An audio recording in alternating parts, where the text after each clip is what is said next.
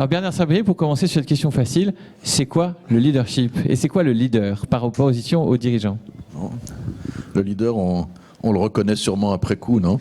Mais pour être plus sérieusement, je sais pas, peut-être le leader, c'est celui qui s'efface pour laisser place au talent et au génie des autres.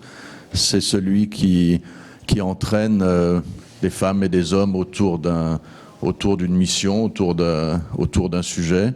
Et puis, c'est sûrement aussi celle ou celui qui sait reconnaître les grands enjeux et définir la mission. Et alors peut-être in concreto, dans la construction d'Unigestion, donc il y a un groupe dans le private equity, l'asset management, comment vous avez mis en œuvre ce leadership? Comment vous avez construit la firme Unigestion qui, à un moment où personne ne s'intéressait au private equity, s'y intéressait avant tous les autres?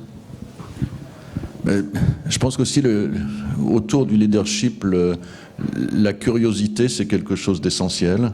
Donc nous, on a toujours été des gens curieux, des gens animés par au fond une grande humilité, parce que c'est un métier où on se trompe souvent, parce que les marchés ont toujours raison avant vous et après vous. Donc on s'est intéressé au private equity très tôt, comme on s'est intéressé au hedge fund très tôt, et comme on s'est intéressé à beaucoup de choses qui ont marché moins bien. Donc au fond, c'est un espèce de cheminement de trial and error perpétuel.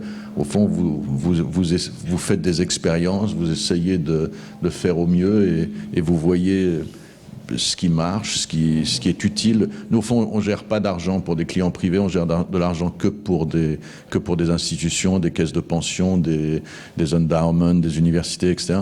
Donc, on essaie de voir d'abord ce qui, à très long terme, va être le plus porteur, non seulement en termes de résultats financiers, mais aussi de perception, d'émotionnalité pour celles et ceux qui investissent au travers de nous. Alors, vous définissez le leadership par rapport à deux choses. Donc, un, le rapport à l'autre, s'effacer pour laisser la place au talent. Et deuxièmement, le leadership par rapport au risque, c'est essayer, prendre des risques et non pas forcément ne pas prendre de risques. Vous voulez développer sur le rapport au risque ou sur le rapport aux autres? Parce que je pense que peut-être ce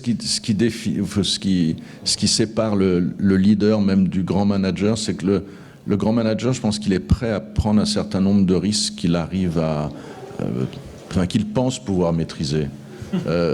Et au fond, il y a des risques que vous pensez pouvoir maîtriser et que vous ne maîtrisez pas. Il y a toujours un tel risque quelque part. Et au fond, le leader, c'est celle ou celui qui arrive à vivre plus régulièrement entouré de risques non prédictibles ou non... Et qui arrive quand même à s'y accommoder parce qu'il aura plus de vision, une meilleure flexibilité, une meilleure compréhension de certaines choses qui parfois sont difficiles à percevoir pour d'autres. Mais je ne sais pas si je l'exprime bien, je suis sûr que vous qui avez fait de la recherche... Pas de souci. Merci beaucoup.